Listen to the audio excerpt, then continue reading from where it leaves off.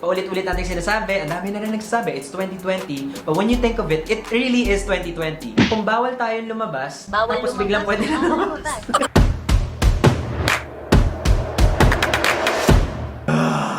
Gusto ko na magpagupit, guys. Haba na ng buko. What's up, guys? Benedict here. It's been a while. And welcome to another episode of Ben Connects. And for today's episode, meron tayong bagong pimple na nandito. Pangalanan natin siyang Athena. Si Athena, bigla-bigla lumalabas dito eh. For today's episode, ang topic natin is all about dating. If you're dating someone or you're about to date someone, then maybe this episode would be suited for you. If not, kung bata ka pa and hindi ka pa ready mag-date, well, at least you can get a little learning from this. Hopefully.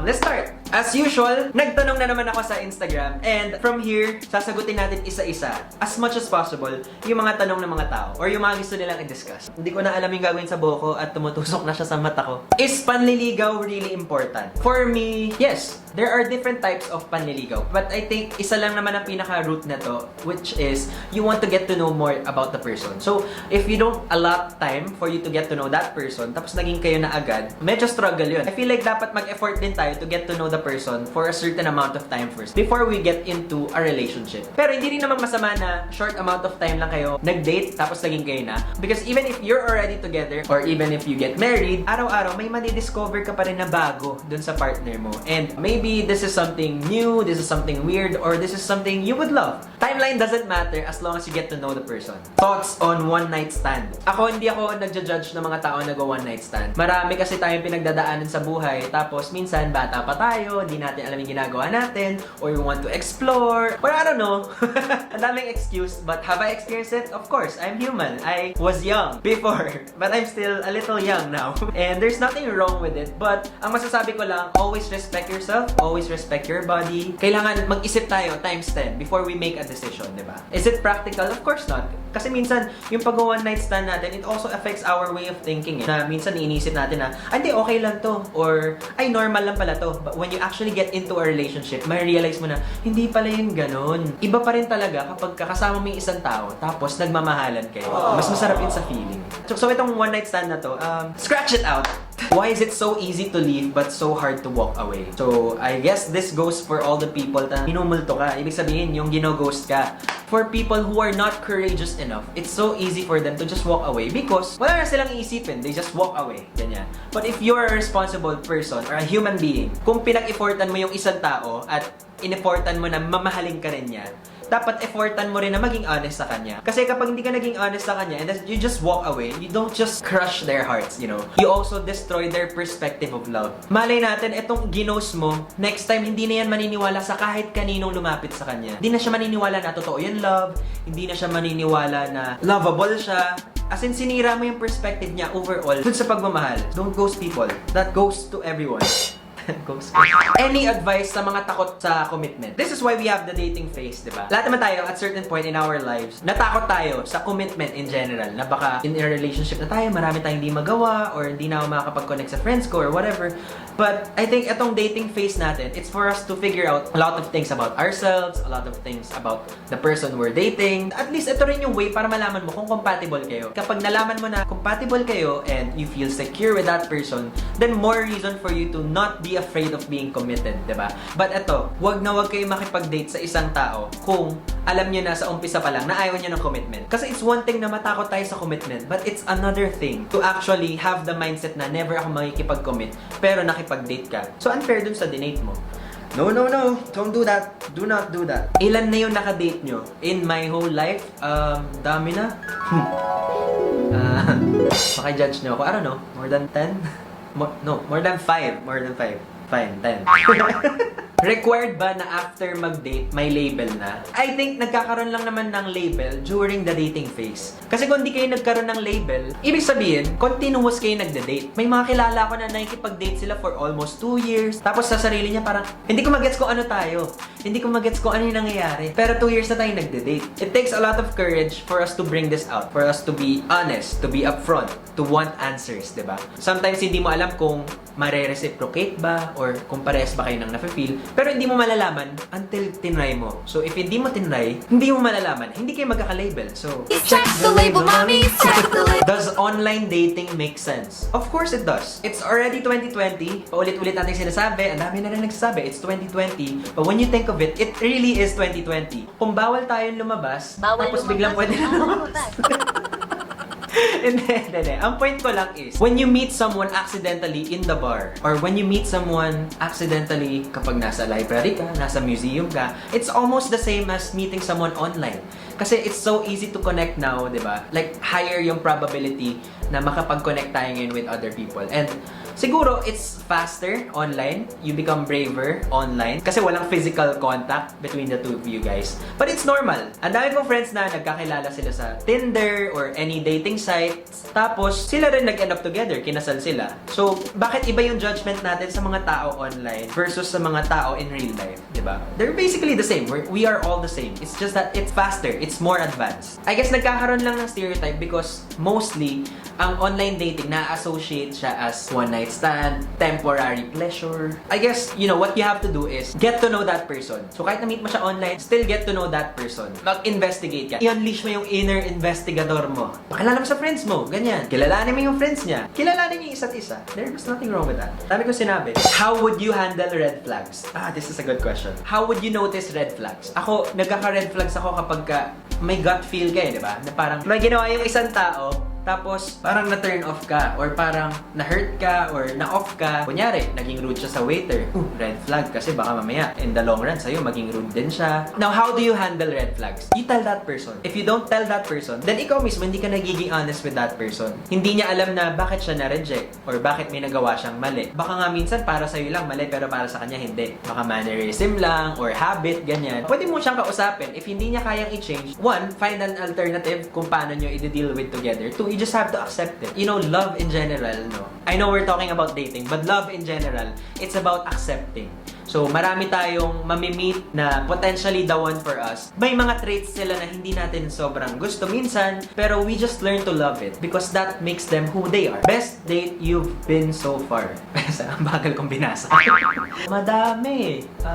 I think pinaka-best date sa akin, hindi yung kinakabahan ako. More on super comfortable ka with that person. You can do anything. You can be silent without thinking na, anong gagawin ko? Hindi ka napapraning. Yun yung pinaka-best date Na malalaman mo na kahit hindi mo pa siya kilalang kilala, you already know na compatible kayo. So that's one sign na it's gonna be a good relationship between the two of you guys. Paano po kung yung kadate mo may bad breath?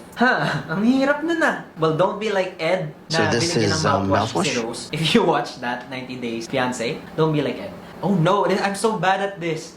Kaya ko mag-advise pero yung mga ganito medyo mahirap Kasi ang alam ko lang na sagot dyan is to tell that person. Ang finifigure out ko ngayon, how to tell that person nicely. Maybe you guys can help me. Please comment below. Gusto ko rin malaman kung paano. Paano ka mag-prepare kapag may kipag-date? Eto alam ko. Siyempre, kailangan mag-toothbrush ka, kailangan mabango ka. That's for me Not to impress, but like just to not give a bad impression. Well, ako, medyo sensitive kasi ako sa smell, so gusto ko mabango lagi. How else do you prepare? Kung first date mo siya and nakapag-usap na kayo, make sure na nakapag-pay attention ka sa mga na-share niya na bagay sa'yo para kapag ka nag-date na kayo, meron kayong mapag-usapan.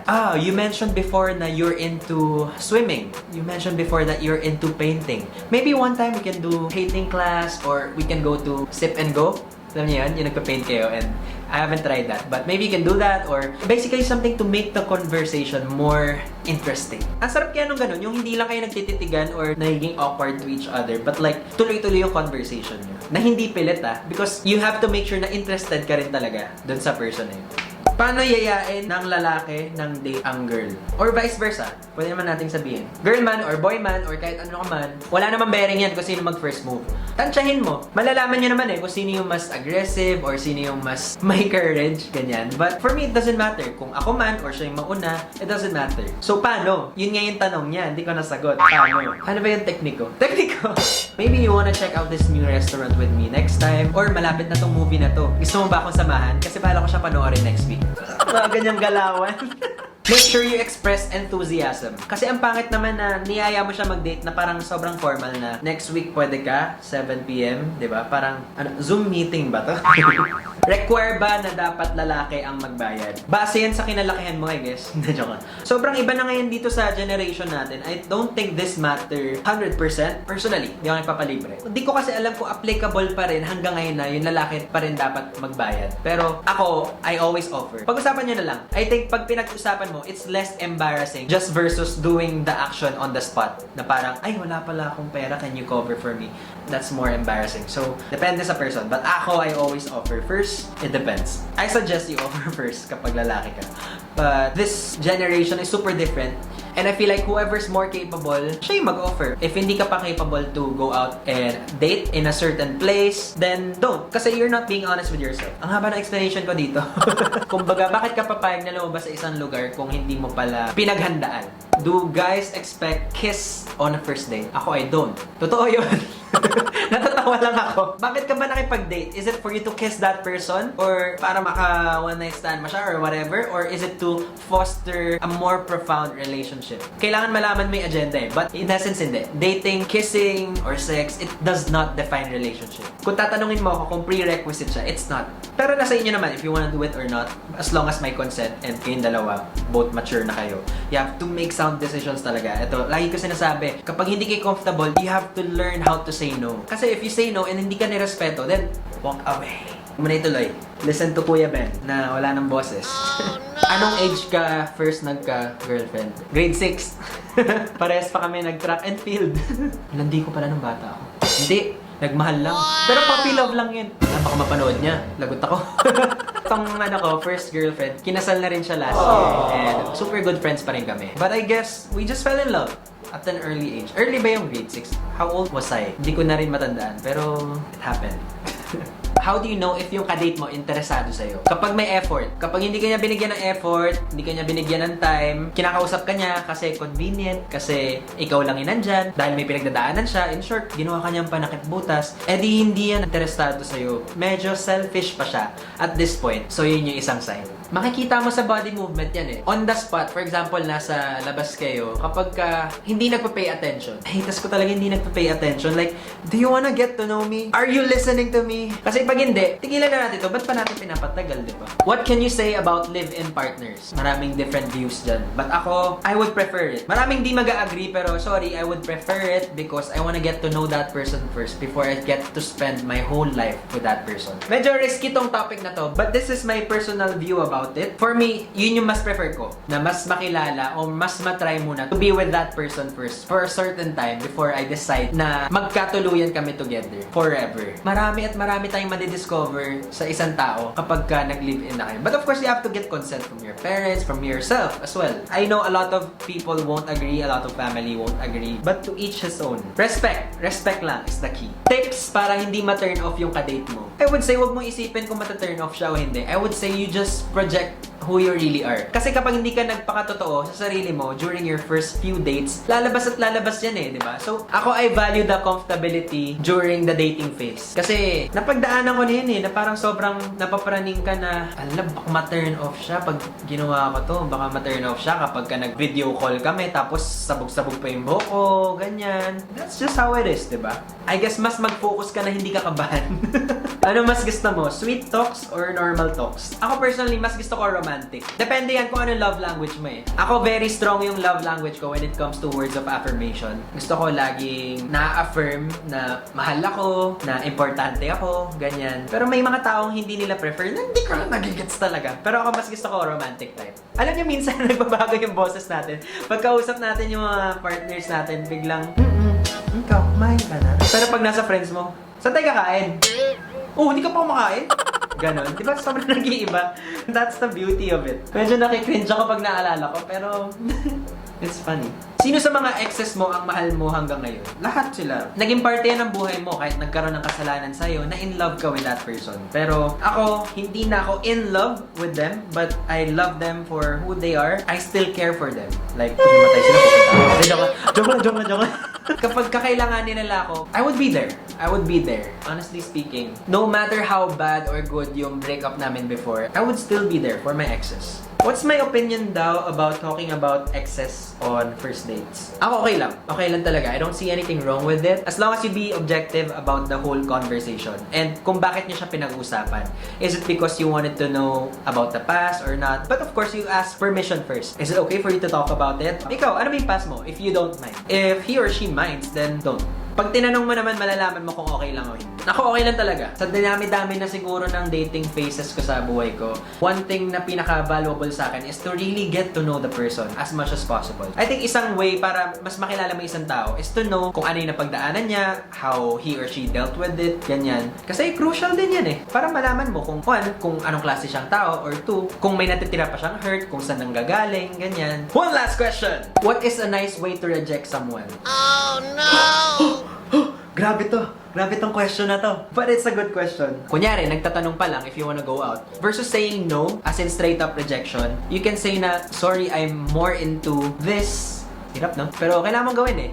Mas okay na yun kesa naman i-scene zone mo or hindi mo na lang pinansin, ganyan. But for example, 1 month na kayo nagda-date, twice a week kayo lumalabas. I think easier to be honest with that person na this is not working out kasi it's also being fair to you because you're also investing time. Siya, nag-i-invest din siya ng time. And itong time na to, sobrang valuable na pwede mong maibigay sa ibang tao. The least you can do is to tell that person na I don't feel the same, but you are a great person. Ganyan, ganyan. Ang hirap, ang hirap, ang hirap. But there's no other way. Ang na-realize ko, ang pinaka-center ng vlog na to is about respect. If you don't have enough respect, then yung kadate mo, don't expect na ire-respeto ka rin niya. Or don't expect na yung kadate mo, hindi siya mata-turn off sa'yo. Diba? Respect lang talaga. That's the key. That's the key! Ito yung unang vlog na nahirapan ako sobra. Thank you guys so much for sending in your questions.